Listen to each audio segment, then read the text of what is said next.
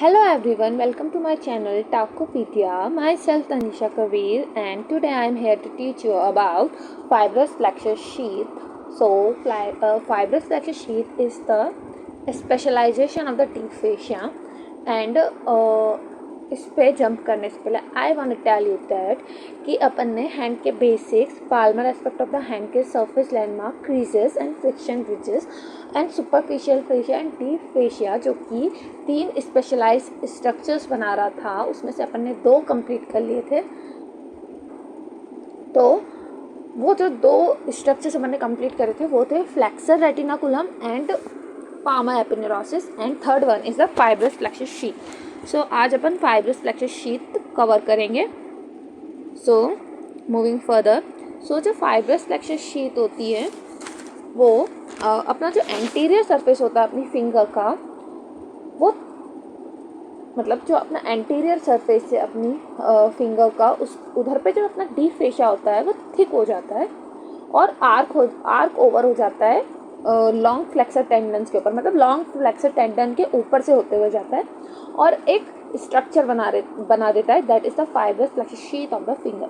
सो अगर अपन देखें तो fibrous flexor sheath is nothing but it is the specialization of the deep fascia. मतलब डीप फेशिया स्पेशलाइज हो रहा है, एंटीरियर सरफेस पे थिक हो रहा है और अपने लॉन्ग फ्लेक्सर टेंडन के ऊपर से जा रहा है और ये स्ट्रक्चर बना रहा है। सो अब इसकी अपन एक्सटेंड देखेंगे तो ये एक्सटेंड होता है हेड ऑफ द मेटाकार्पल से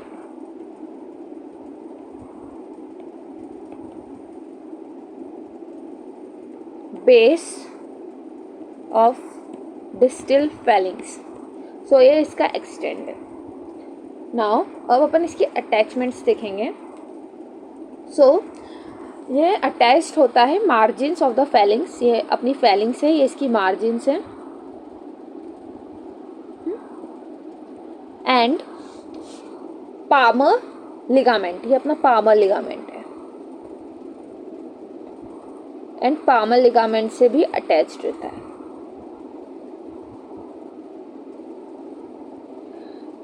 जो अपना फाइब्रस शीथ होती है वो थिक होती है ओवर द फेलिंग्स, लेकिन थिन और थोड़ी सी ढीली होती है इंटरफेलेंजियल जॉइंट्स पर।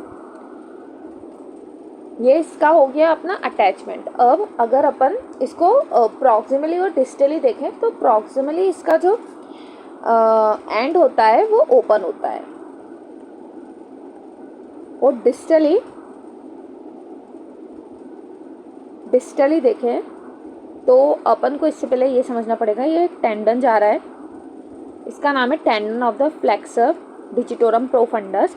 इसी टेंडन के थोड़े से दूर, थोड़े से डिस्टल अपना फाइब्रस फ्लेक्सर शीथ अटैच हो जाता है। So its insertion is like distal end of the sheath is attach to the palmar surface. Palmar surface है अपनी of the distal phalanx, palmar surface of the distal phalanx just distal to the insertion of flexor digitorum profundus. Okay, now अब जो ये अपना sheath है, flexor fibrous sheath है, और जो अपनी एंटीरियर सरफेस है ऑफ द फेलिंग्स एंड अपने पामर लिगामेंट्स हैं ऑफ द इंटरफेलेंजियल जॉइंट, ये एक टनल लाइक स्ट्रक्चर बना रहे हैं और इसी टनल का नाम है ऑस्टियोफाइब्रस टनल। सो देखिए स्ट्रक्चर कुछ ऐसा है, ये अपने फेलिंग्स हैं, इधर पे इसके बीच में अपने जॉइंट है, इंटरफेलेंजियल जॉइंट्स हैं, और इसके ऊपर से ऐसे जा रही है अपनी फ्लेक्सर फाइब्रस शीथ और इधर से ओपन होती है प्रॉक्सिमल वाले पार्ट से और डिस्टल वाले पार्ट पे इधर पे अपने base of the distal Fehling's पे आके अटैच हो जाती है। ठीक है, सो ये एक टनल लाइक स्ट्रक्चर बना रही है और इस टनल में से कौन मतलब पास हो रहा है, तो इस टनल में से अपने flexor tendons, long flexor tendons pass हो, तो this is a osteofibrous tunnel. ठीक है, तो ये क्या है, एक ऑस्टियोफाइब्रस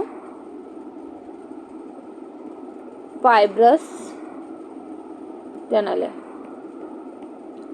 सो ये जो ऑस्टियोफाइब्रस टनल होती है अपनी हर फिंगर की, वो कंटेन करती है पेयर ऑफ टेंडन्स। देखिए 2 पेयर ऑफ टेंडन्स कंटेन करती है, that is tendon of flexor digitorum superficialis and tendon of flexor pollicis tendon of flexor digitorum profundus। जो अपना फ्लैक्सर डिजिटोरम प्रोफंडस होता है वो डीप होता है, और जो फ्लैक्सर डिजिटोरम सुपरफिशियलिस होता है वो सुपरफिशियल होता है, उसके नाम से आप याद रख सकते हैं। सो ये अपनी हो गई content of the osteofibrous tunnel in each finger sorry. अब अगर अपन थंब की बात करें तो थंब में जो अपनी ऑस्टियोफाइब्रस टनल होती है वो कंटेन करती है tendon of flexor pollicis longus. Okay, अब अपन कुछ एन्युलर पार्ट्स और क्रूसिफॉर्म पार्ट्स की बात करेंगे। So this annular parts and the cruciform parts are nothing but this are the thick and reinforcement of the fibrous flexor sheath. मतलब ये अपनी fibrous flexor sheet को और ज़्यादा स्ट्रॉन्ग बना रहे हैं, और ये दो टाइप के होते हैं। तो क्रूसिफॉर्म पार्ट होता है इनका, और एक एन्युलर और ट्रांसफर पार्ट होता है। तो जो क्रूसिफॉर्म पार्ट है ये ओवर द जॉइंट्स होता है, और ये क्रॉस में होता है, मतलब क्रॉस होता है, क्रॉस शेप्ड का बनता है। और जो अपना एन्युलर होता है वो फैलेंजेस पे होता है, और ये ट्रांसवर्स रहता है। सो ये अपना हो गया अटैचमेंट्स, इसकी पूरी ख़त्म हो गई, और एन्युलर एंड क्रूसिफॉर्म पार्ट्स भी ख़त्म हो गए इसके। नाउ अब अपन इसका फंक्शन देखेंगे। तो इसका फंक्शन यही है कि ये अपने टेंडन्स को क्या रख रहा है, पोजीशन में रखना है, और टेंडन्स को पोजीशन में रख रहा है। Hold the tendons in position, जब अपनी जो अपनी फिंगर्स है वो फ्लेक्स रहती है, डिजिट्स और फिंगर्स अपनी फ्लेक्स रहती है। जब उनको पोजीशन में कौन रखता है तो वो होता है फाइब्रस फ्लेक्सर शीट। ओके, अब नाउ एक क्लिनिकल कोरिलेशन होता है, that is the trigger finger. So इसमें होता क्या है, जो